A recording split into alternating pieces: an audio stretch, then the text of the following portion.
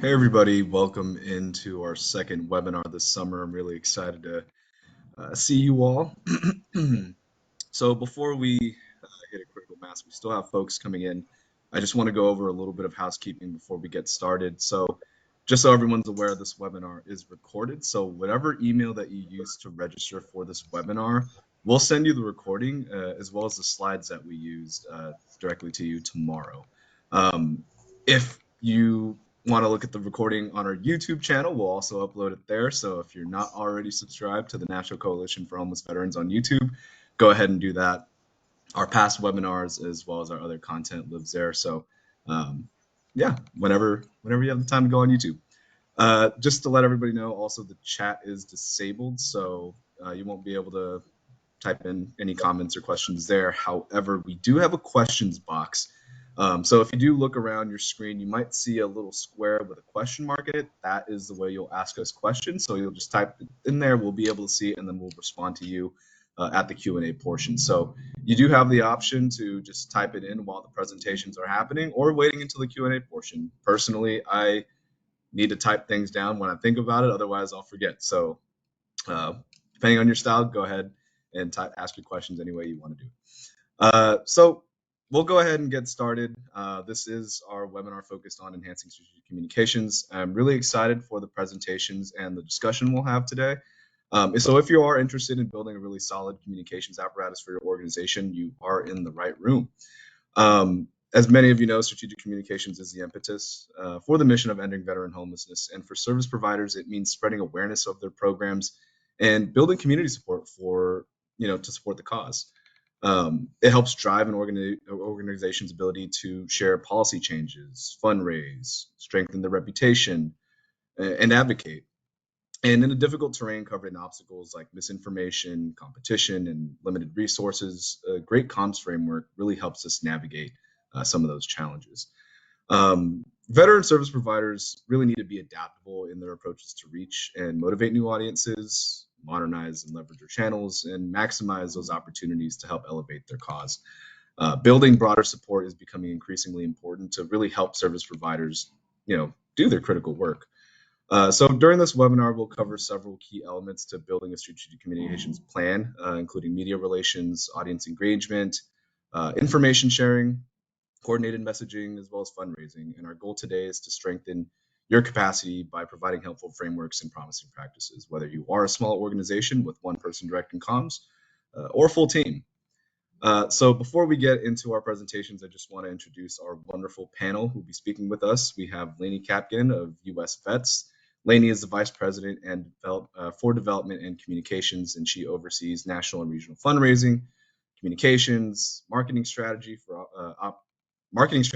operating and capital projects, and leads a team of regional and national staff in growing philanthropic engagement, increasing brand visibility across the country.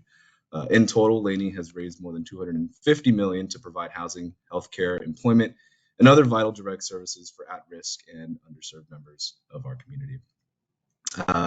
We also have David Higgins. David is our communication specialist for the National Coalition for Homeless Veterans. In this role, he is responsible for developing and implementing communication strategies to advance the organization's mission. David has spent over a decade as a graphic designer, specifically working with nonprofit organizations providing website and graphic design, social media management, and creative printed materials. David has a Juris Doctorate degree from the Howard University of Law and a Bachelor's of Arts degree in Journalism and Communications from Clark Atlanta University. And last but not least, we have Sean Gallitz.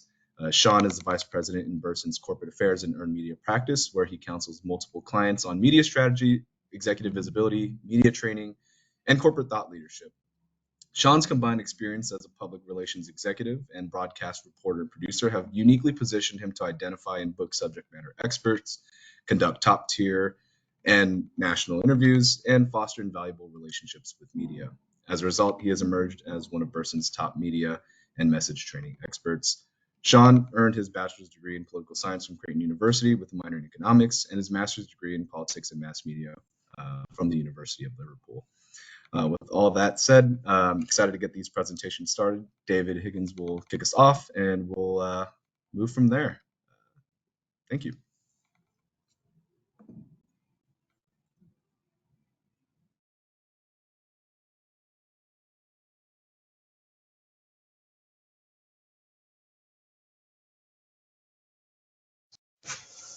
Well, can everybody hear me? Thank you, Jay, for that great introduction. Hi, my name is David. As Jay mentioned earlier, I'm the communications specialist here at National Coalition for Homeless Veterans. Many of you know we're a national nonprofit with a big mission that many of us share here. And we're a small staff, under 10 people work at the organization. A lot of us wear many different hats. Today, I'm going to share how we approach strategic communications with our limited capacity and how that constraint can actually sharpen our focus and creativity. Um, Everything I'm going to share today comes back to the three-legged stool, which we sit on when thinking about communications in a small organization. We prioritize by strategic goal, not what's cool or trendy. We treat good enough as a discipline, not a failure. And we measure successes by outcomes, not how cool it looks. So let me break down exactly what this means in real life. Um, Too often, comms is reactive. Somebody wants a flyer, or we feel guilty for not posting enough. Instead, we need to start with a strategic goal. So we start with what are we trying to achieve? We're trying to get more partners. We're trying to build partnerships, reach elected officials, expand audience, expand awareness among a specific audience. Are we trying to move policy? That the answer to these questions guides what we choose to spend our time on. For example, if we're trying to influence policy, a targeted op-ed or an email campaign may be more useful than your regular Instagram post. We start with what matters, and then we go backwards, reverse engineer our communications.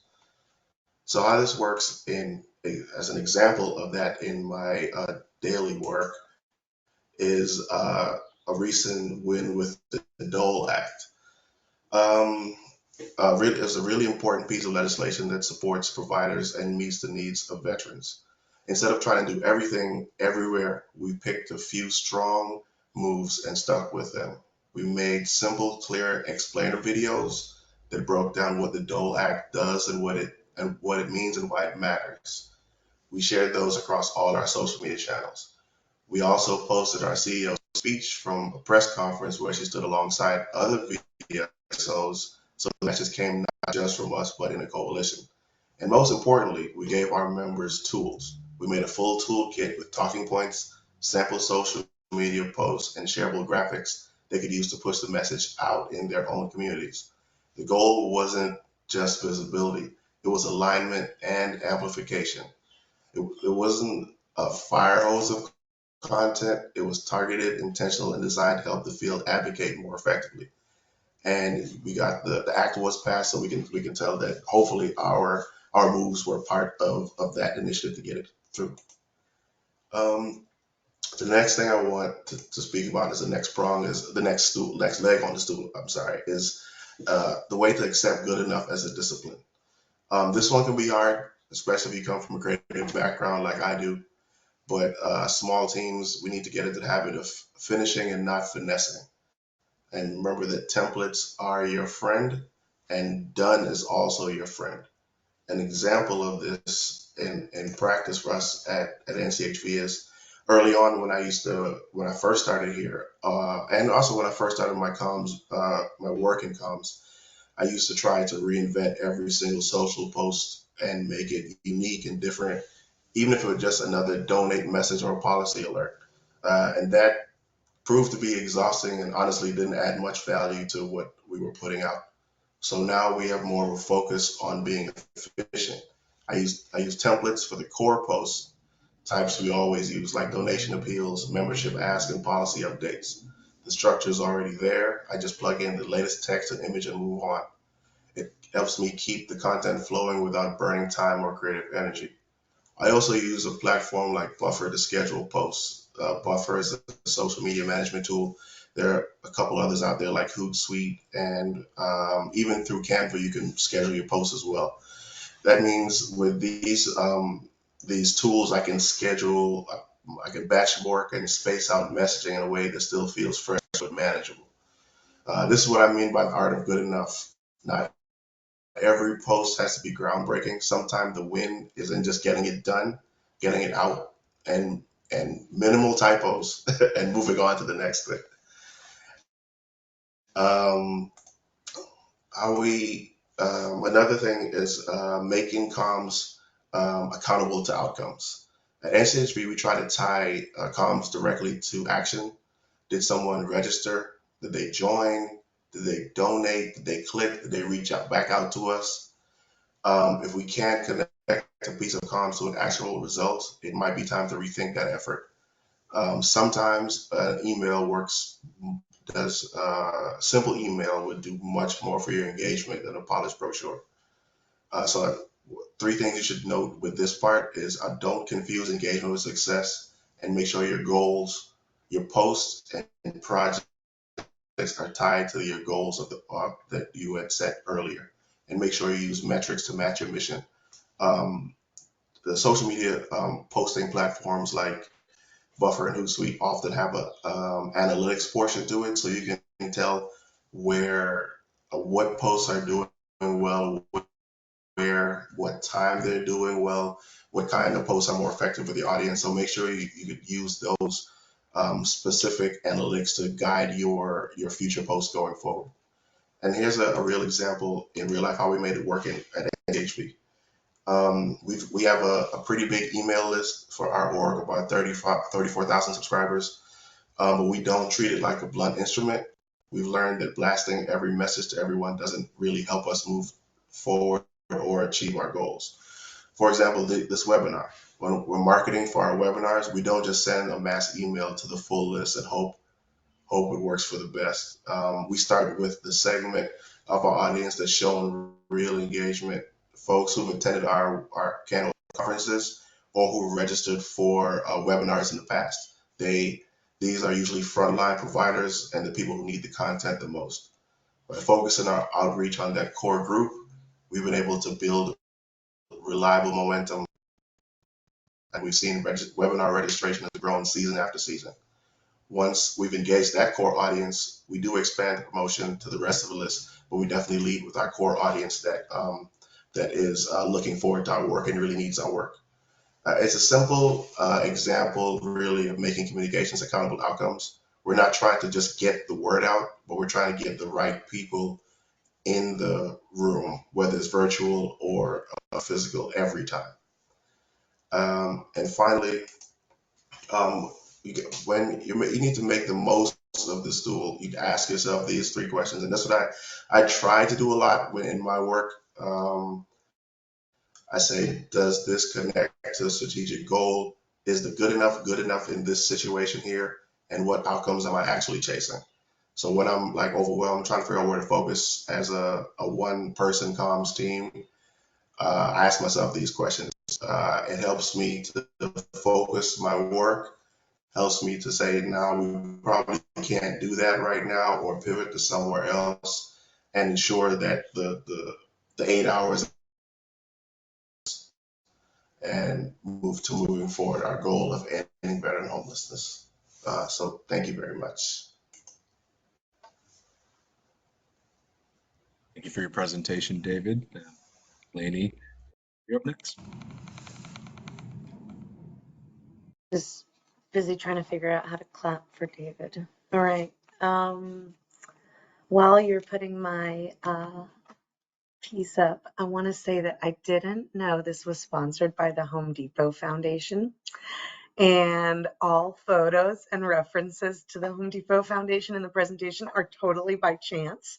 I feel like this is like that quote of luck is what happens when preparation meets opportunity. Like, perfect. So I will be, but the ones of NCHV are not by chance. Those are on purpose. I knew you guys would be here. So it is very nice to see you all virtually. Before I start this presentation, I will tell you that Sean, who we work with very closely, told me it's too much. And so I'm only going to touch on some of the pieces that I have put into this, and you'll have the opportunity to read them more in depth and be reminded of them when you receive them later. And with that, we might jump in. Next slide, please. So just a note of context to begin. My name is Lainey Kapke, and I work at US Vets. We are on a mission to prevent and end veteran homelessness.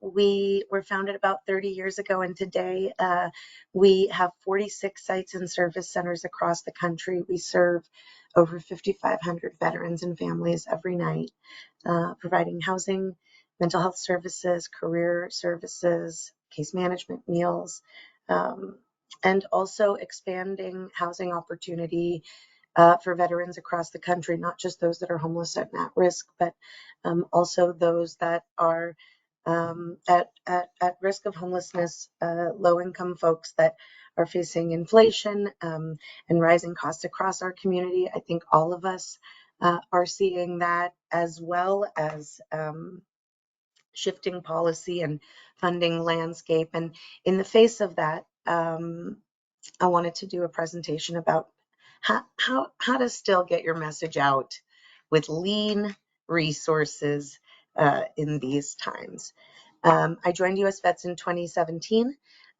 We have, in that time, grown our funding and visibility efforts from about $4.5 million a year to something like $25 to $30 million a year, and tens of millions, if not hundreds of millions, of impressions annually, and still lots more to go. So I think we're on a collective mission here, and shared advancement in our communications efforts will only help us to advance our collective efforts to end veteran homelessness. So I'm very happy to talk further about this work. Next slide, please. So 4 areas of focus in this conversation. And again, it's just such a broad topic. I thought, if I had this period of time, what were the kind of the key things I wanted to convey? The first is about really having like a strong brand identity and identifying your personal strengths, like your authentic impact on the community. The next was about building a strategy with very lean resources. And I very much heard David and the comm team of one. While we've expanded so much, we still only have a comm team of 2 or 3 folks, and we have a vision to grow that significantly, but we haven't done it yet. And so for us, particularly with so many sites and teams across the country, it still feels like a big stretch to execute the vision in the way that we want. So we'll talk about that. We'll talk about telling your story to your audience, because I think in our area of work, we just have unbelievably extraordinary opportunity, and then leveraging partnerships like NCHV and the Home Depot Foundation to amplify your impact and outcomes. Next slide, please.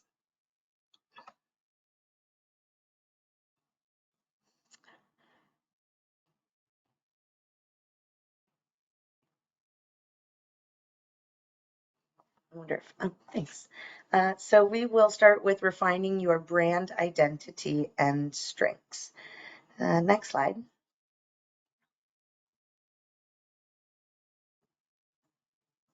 I wonder if I could have control. I don't think so. Okay.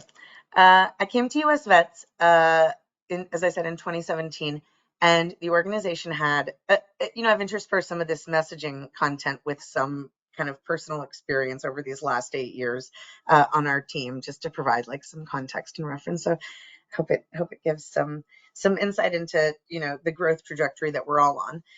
When I first started, we not only wrote United States Veterans Initiative under our logo, but also these unique words, a nonprofit 501c3 corporation, like in case you didn't know. And I came and asked, why are you doing this? And people said, like, well, one was, people confuse us with the government. And another was that people think we're veterinarians, like US Vets. And we would receive these, outreach for veterinary, like, medical equipment software for veterinary agencies. And so, understanding those 2 key considerations, we came up with a new logo.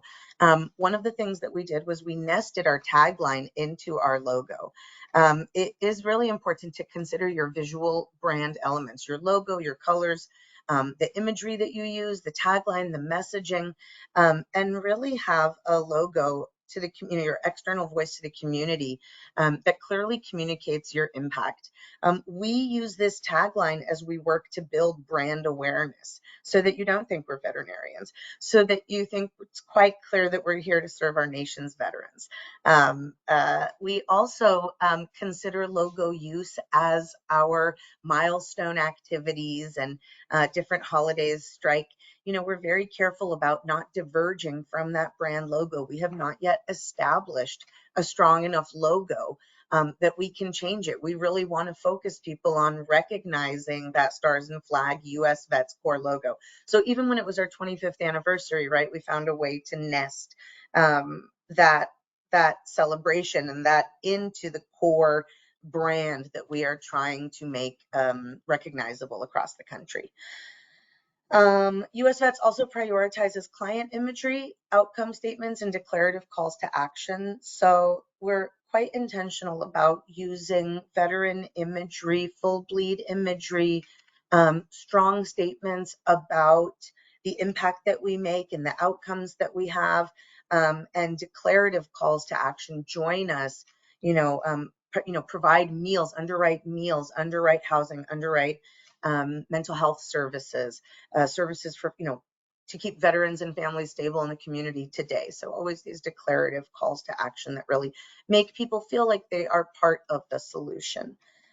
So developing consistent and authentic messaging that conveys your particular organization's impact and mission are very important. And then also training folks to be able to articulate that is equally important. And it seems like I should go to brand strength, so I will. Brand strength are a key part of what makes you unique and what makes us unique. We have an incredibly meaningful and deserving client population. We have tangible metrics that demonstrate our impact. We are able to say where every dollar goes, to whom, to what programs, to what areas of impact. These images, they allow us to show other parts of our work that someone might not consider. You have someone sitting in a dining hall, gives you a chance to talk about food security. If you have someone moving into a permanent supportive housing unit, gives you a chance to talk about affordable housing and policy and some of the legislative change we seek and also the resources that we seek, right? An outreach image talks about those that are still living unsheltered on the streets. And also those that we want to prevent from ever becoming homeless in the first place. So a story tells 1,000 words. And really, we have kind of this boots on the ground opportunity to share images that really tell our stories in wonderful ways. So I think that is an area of focus. Also, veteran stories. Veterans are our best advocates and speakers. Their narratives really are the ways that people connect to our impact and the ways that we encourage people to get involved and act. So I think focusing in on that as a core strength of all of our respective organizations is a key area of opportunity. Next slide, please.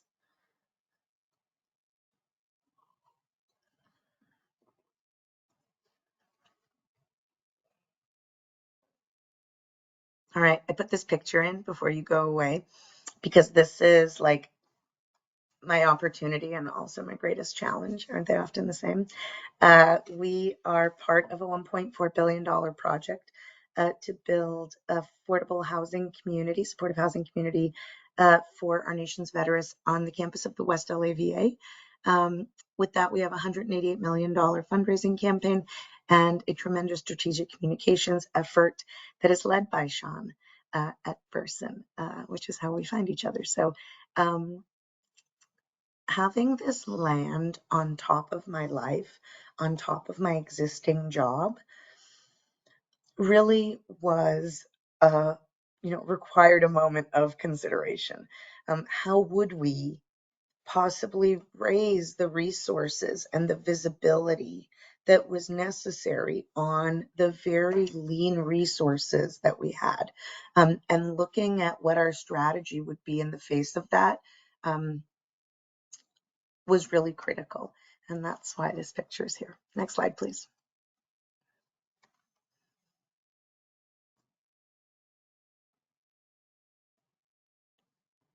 It's adaptive reuse and new development. It's very cool. All right. Building strategy in the face of lean resources. So I think the first kind of most important thing is to build a calendar of communications activities to really consider all of the different channels that you want to utilize and focus on several that are your priority channels, because you can't do it all. I think, you know, there are many different social media platforms, and one wants to like have a website and issue a newsletter and issue media alerts and policy alerts and e-blasts and kind of some of the things that we see folks with really well developed communications programs do, but we might not have the resources to do that.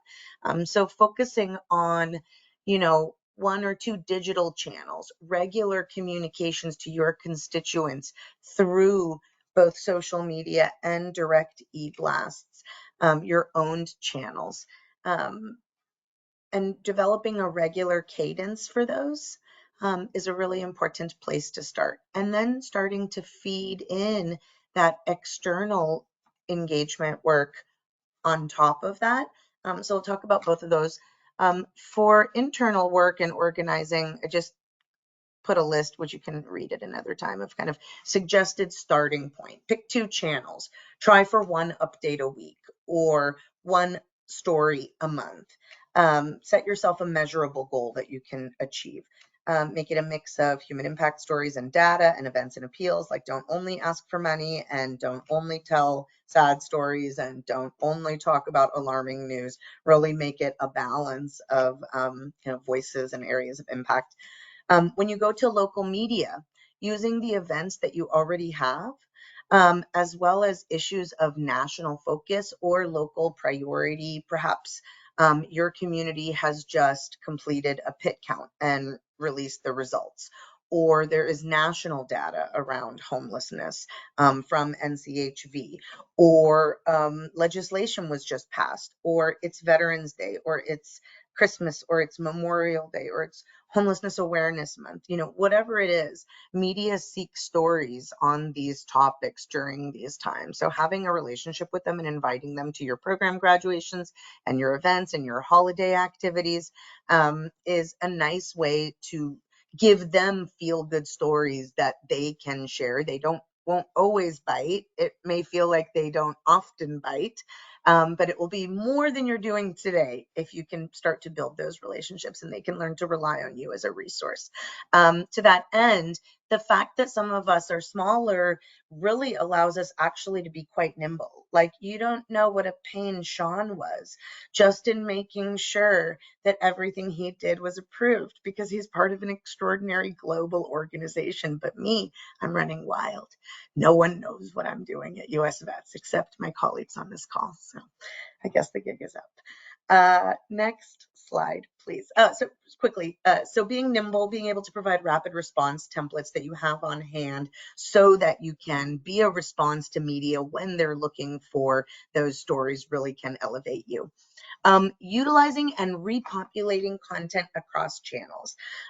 So sometimes I think when we consider newsletters, media pitches, social media, I think we set a high bar for ourselves to originate, like, you know, extraordinary news stories. When you're doing calendar planning, it gives you the opportunity to consider how you might populate stories across channels so that with limited resources, you can really utilize them effectively. So the same event speaker whose photos you capture while they're speaking at your annual event, you know, the text of their speech can be repurposed into an appeal that gets sent out with their approval, of course. Or they may be made available to connect for an in-person media story, kind of at their home and at the gala. If they're willing, or a social media post that celebrates their success after the event, or a grant quote that becomes a pull quote from their speech that you utilize across your grant applications or stewardship letters. So kind of trying to repopulate the same content so that it is as effective as possible. Same thing with an impact statistic from your program report.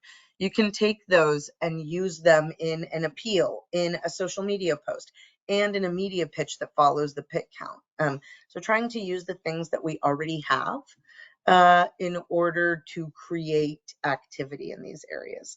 And then leaning into what you already do well.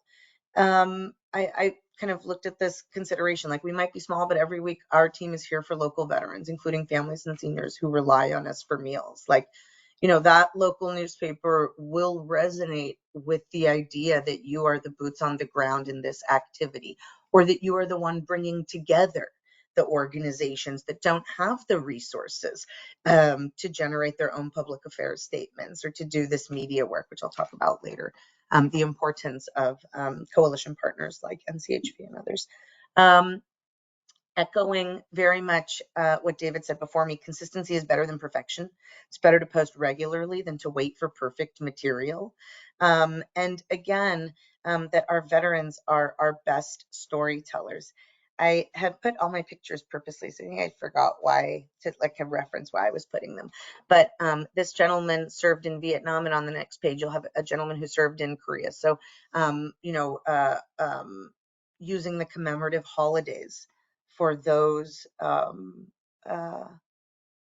wars as an opportunity to highlight the experience of our senior veterans, the needs that they have today, aging in place services, aftercare services, the need for more funding, the communities that we build together today, support for those therapeutic communities, and the way that we decrease isolation, and the way that our programming increases engagement and peer-to-peer support. So like every single photo and individual and image really allows you to tie in a depth of kind of points or considerations if you can kind of be nimble in that way. Next slide, please.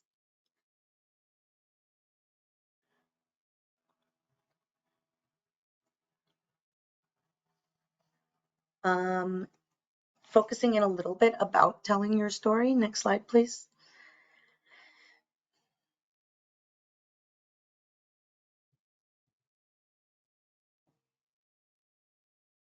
This really illustrates that US Vets uses full bleed imagery.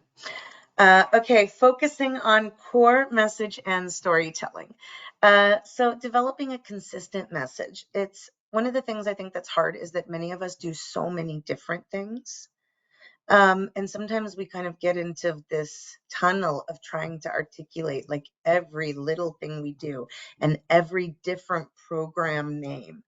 And that might not really be like folks might not need all of that depth in order to make a connection. So what I find makes connection is using veteran-centered stories, always centering the veterans at the core of our storytelling, making it very mission focused, balancing personal journeys with statistics and outcomes, really making sure we're speaking both to people's hearts and their minds at the same time. Leading with your strengths. For me, I strongly believe that constant crisis messaging, while it may raise you some money in the short term, erodes long-term confidence in your strategy, in your ability to be planful and respond to challenging circumstances.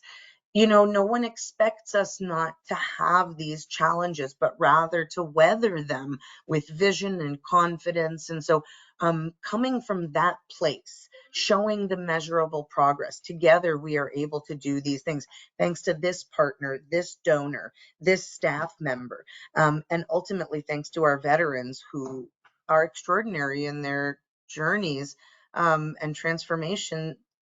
That is really what makes people connect.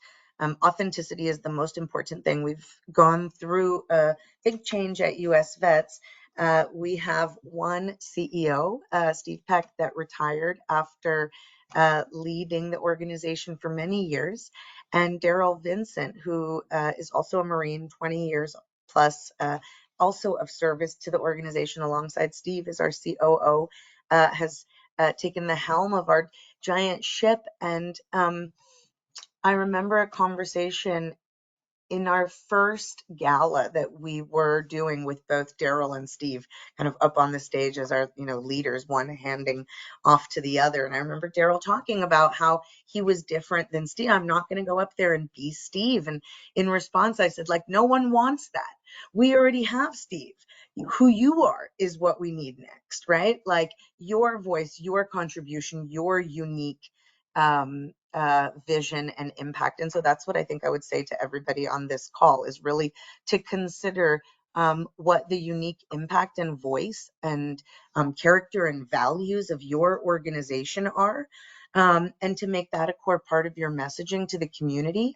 Maya Angelou says people will not forget the details of your presentation, but they will forget the details of your presentation, but they will not forget how you made them feel. So I hope you're feeling very inspired, very excited, and ready to see the next slide. Next slide, please.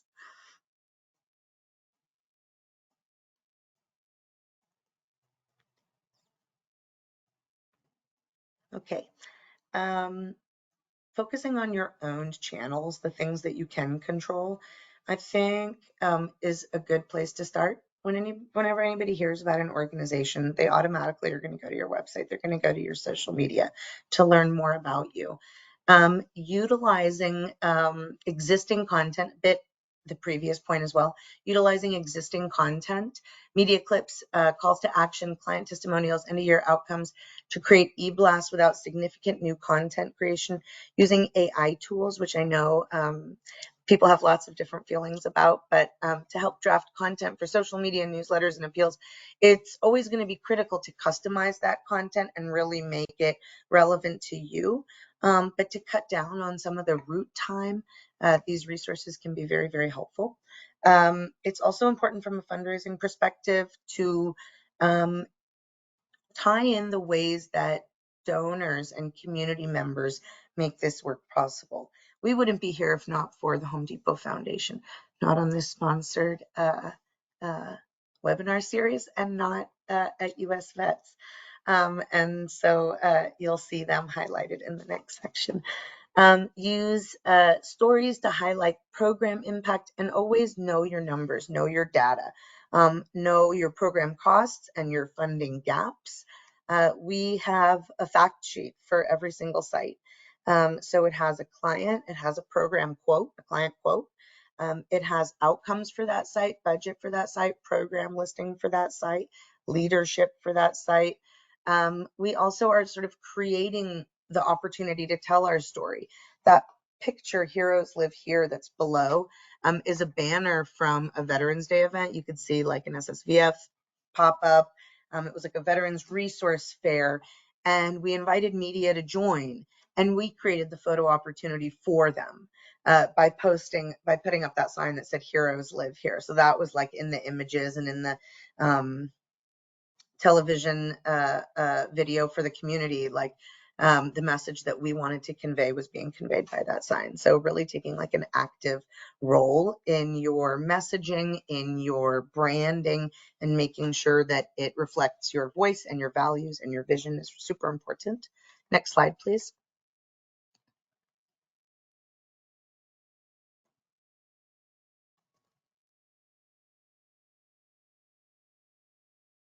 Here they are, our partners at Home Depot.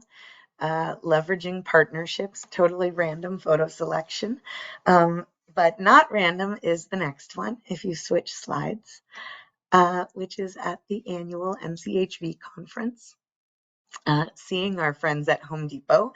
And then below that, a photo of the Northrop Grumman team making kits, outreach and welcome kits for clients that are newly moving into our programs, and also those that we're still encountering on the streets. I put up these two photos to represent this vision of leveraging partners in order to amplify your impact and outcomes. You know, we only have as much resource as we have kind of time and staff. And so we are often looking for ways to amplify our voice beyond our time, our capacity, the people that we have. Engaging with partners, sharing events and stewardship thank yous, which I've been seeing NCHV do on social media, allows you to reach their constituents as well as yours. When you get the word out about activities that you're doing, like local the Northrop Grumman employees come together to create welcome kits for 200 plus veterans newly moving into their new homes, is a wonderful opportunity for a local media story. And their media folks will help you pitch it. So they may do the work. They probably have someone amazing like Burson hired who would love to do the work to get your story out on their behalf. So leveraging your partners in that way. Also capitalizing on coalition and advocacy partners. We are always receive messaging tools, call to action tools, news updates, and it's our role to turn those around to our constituents. We can use these ready tools in order to engage our constituents in our mission, right? So here's how this affects local veterans, and here's what we need you to do today. So the ways that you can find those is to set up Google alerts to sign up for NCHV's newsletter or VA or HUD or other sources so that you're constantly receiving these action alerts in a timely way and utilizing your templates and your owned channels to push out messaging about it, and also to engage local media in how it's impacting your community, your services, your work on the ground. Next slide, please.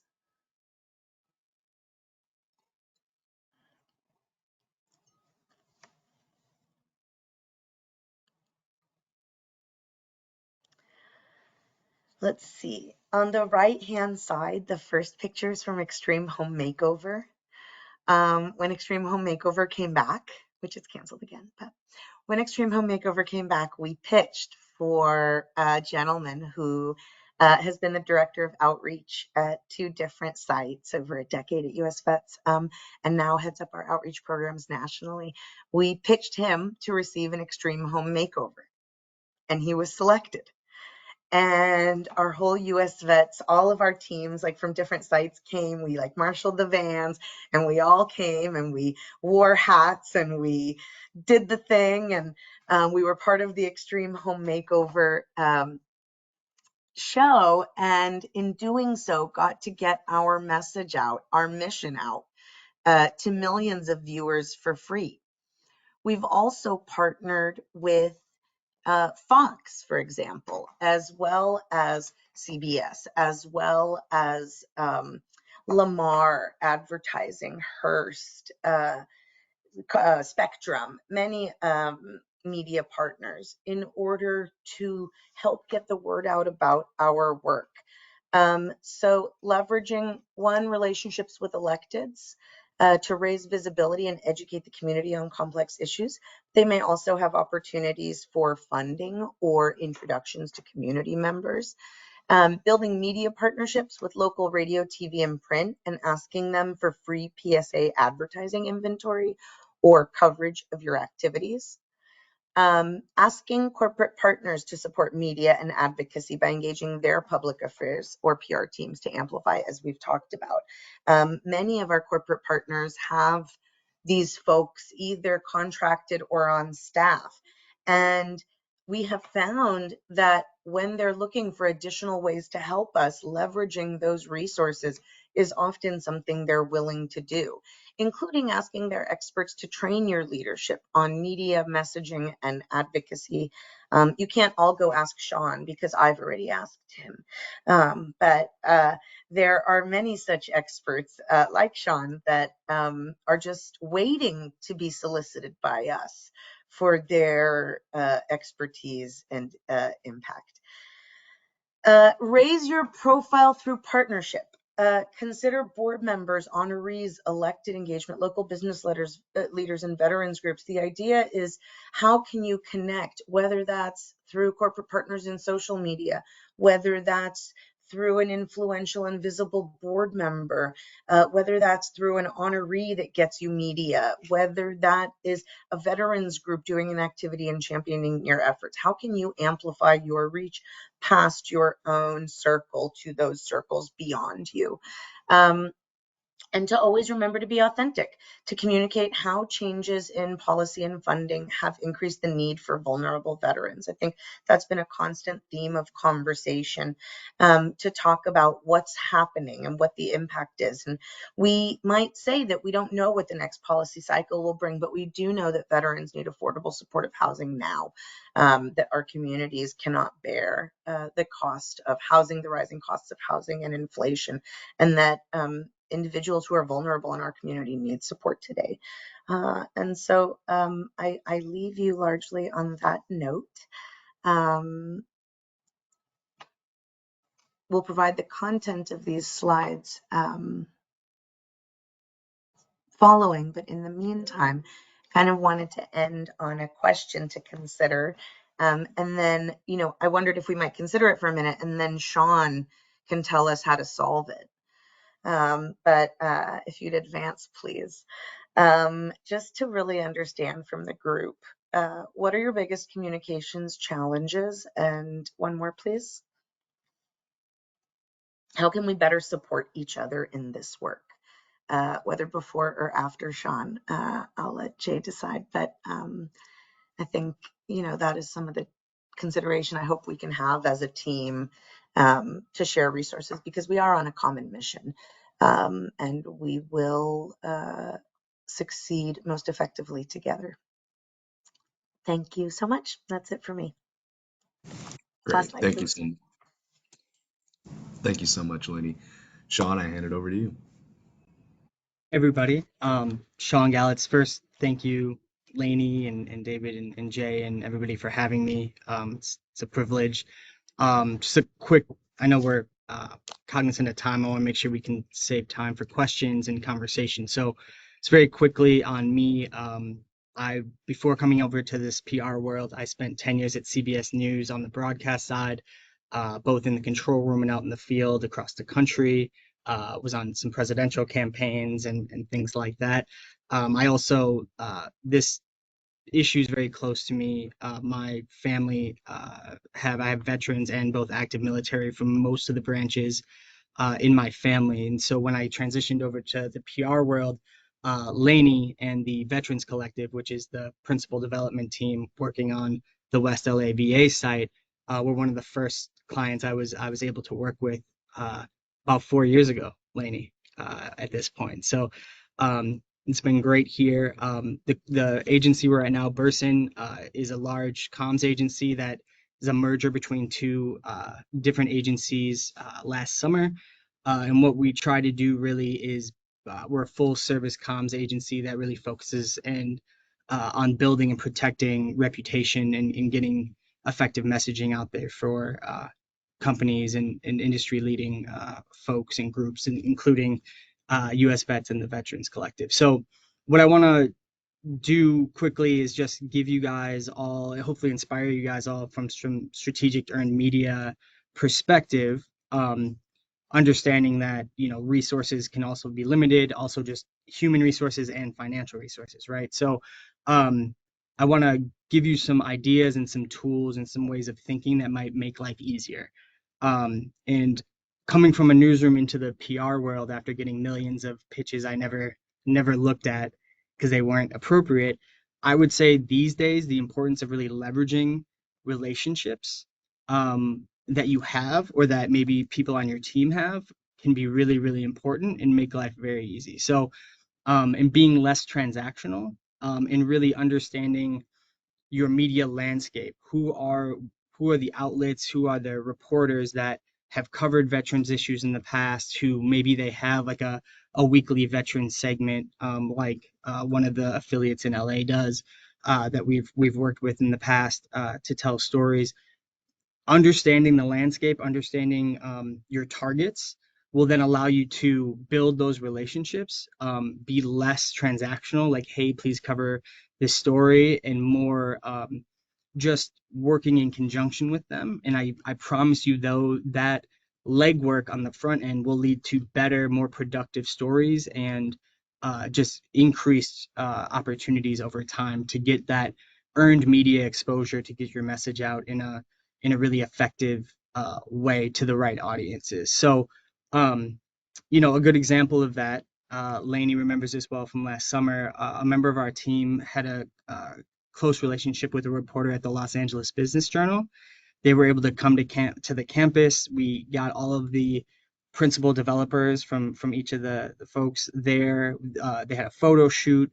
They interviewed and toured the whole campus. That turned into a cover for one of the issues of those three on the cover of the magazine, the print magazine, and a really great kind of full feature that went far and wide and really got some good exposure in the local community. So um, storytelling is local, and if your operations are local, you want to make sure that no outlet is too small. If it's a community newsletter, if it's just somebody who's active in the community and interested in veterans issues, all of those folks can become tools for you to help get your message out and be proactive in doing that. So really understanding the landscape, but also taking a step back and understanding who are your stakeholders, who are the folks that you really want to communicate to, because the idea of a top tier media placement no longer really applies, or it's at least it's not a universal truth. There are your top tier for who you need to reach may be different than Laney and US vets, may be different for everyone else, right? And you want to make sure if you're going to spend this time telling these stories and reaching out and working with the media, you're doing it on channels that those people are going to be watching and really paying attention to. So where your stakeholder groups and the media landscape kind of intersect, that's really where you want to focus. And again, taking a little bit of the time to map those things out and understand those things will pay dividends in the long run.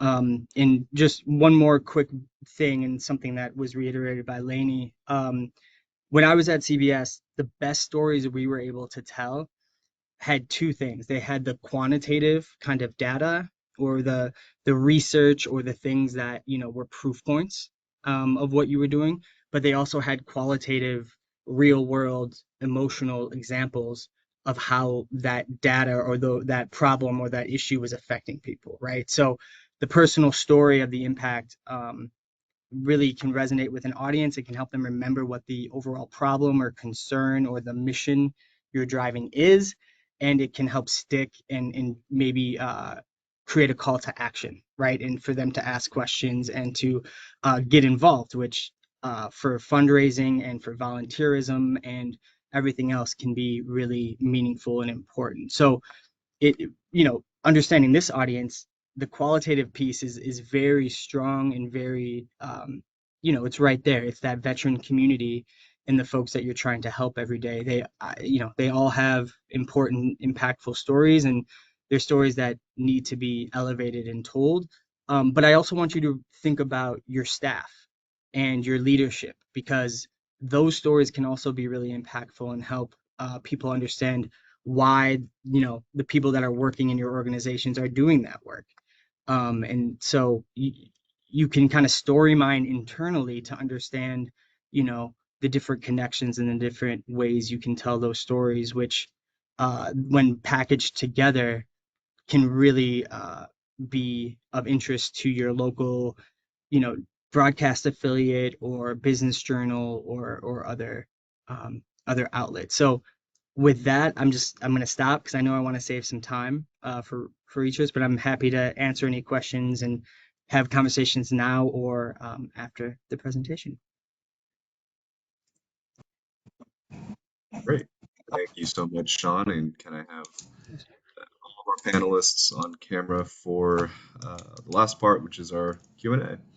So we have some audience questions here. I want to go ahead and get started with Mackenzie Burrows. Mackenzie, on print outreach materials, they struggle to balance the needs of individual sites and grant staff with the vision of their agency as a whole in terms of messaging. Local and regional staff like to use program jargon and only include niche information on materials, but they don't represent the org as a whole very well. How do you approach this? I'll leave that as an open question for the panel. I can start. It's been like a really funny journey. When it came to US Vets, even the words that they used about their program reach, only represented, like it turned out we were only talking about the people in our transitional housing program. And I'd be like, well, what about the people in outreach? Well, what about people in SSVF? Well, what about people in the employment program? Well, what about these people? What about that? Trying to like really get everybody to see what the full scope of our reach and impact are. And I think that is one of your key obligations, to see through all those words and all those programs and to really help the organization and leadership to isolate that core compelling message. All those details, they can be part of the follow-up, but what is like the overarching thing that you do?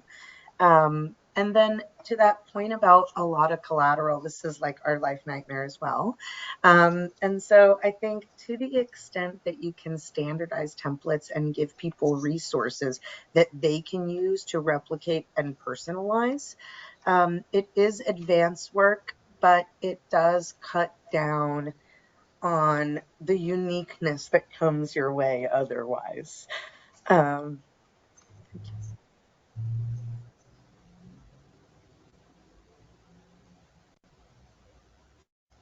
And Lane, I think I'll just go that from a earn standpoint. If you're making an announcement with a press release or something like that, and you want to add assets, um, you want to obviously lead with what your most impactful things. But again, to Laney's point, there are ways you can follow up with more background of like the organization as a whole and everything else. You don't want to have that main thing you're trying to message across be muddled with kind of trying to make sure you're telling them everything all at once.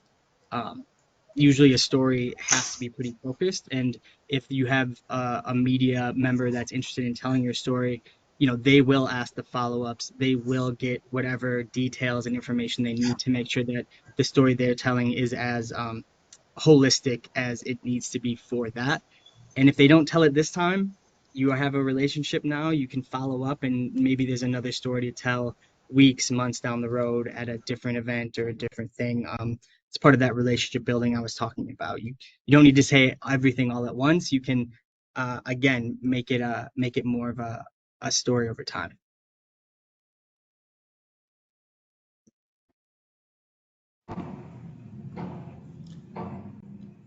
All right. Another audience question here, and we're a little short on time, but we'll just go a little bit over.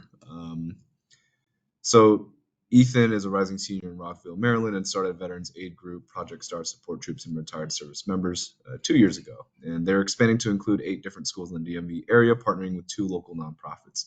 What do you suggest Ethan does to maximize the impact that they have and also to use media as a way to grow their organization and its mission?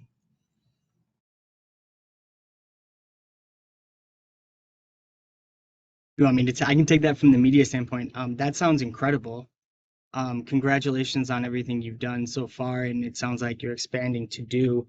Um, I would say one thing you should do is attend events like this and network and meet, folks like Lainey and others who obviously, like she said in her presentation, can help raise awareness and amplify throughout this network of other service providers and nonprofits. And briefly, I would say take a look at, the most impactful stories you may have from the work you've already done, and start trying to find the folks in the DMV who are covering veterans issues. There are, I think, a few of the veteran related publications have writers and reporters and editors based in the DC area.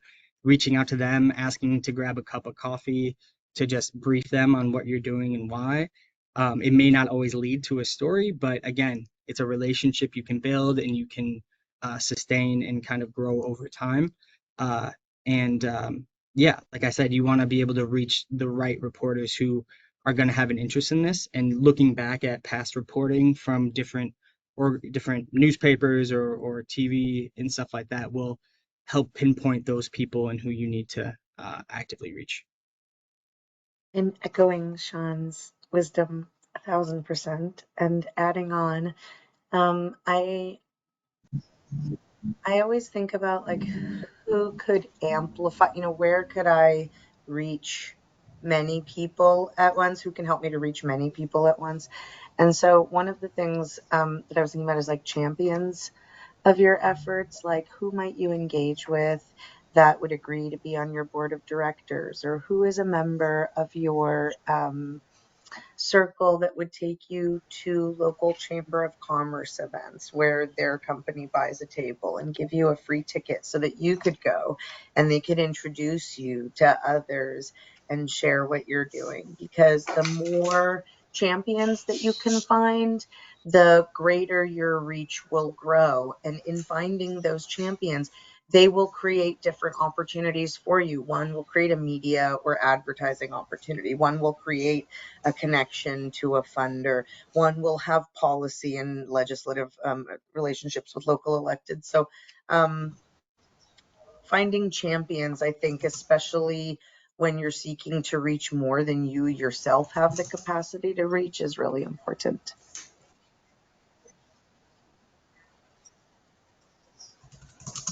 Great. So that's all of our questions. Unless, David, you want to jump in on that? You good?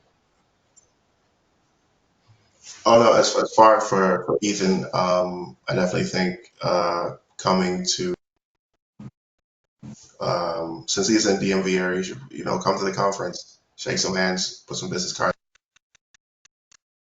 I already put my email in his reply, so he can reach out to me, and we can talk and get some things moving for him. But yeah, definitely Ethan, reach out. Thank our panel one last time for taking the time to present with us, as well as answering some of those questions. We really appreciate it, and I hope you guys all got something out of BITM strategic communication. So, like I said, recording and slides will go out to that email that you registered with. If you have any other questions, you can go ahead and forward it to me at jviaflora@nchv.org. One last shout out to the Home Depot Foundation, who made this webinar possible. They've been supporting this project since 2021. Yes. And last but not least, we do have another webinar that's going to be coming out next month. That is August 21st at 2 to 3 p.m. On property management best practices. So go ahead and register for that as well. And everyone take care. Thank you. Thank you. Bye, everyone.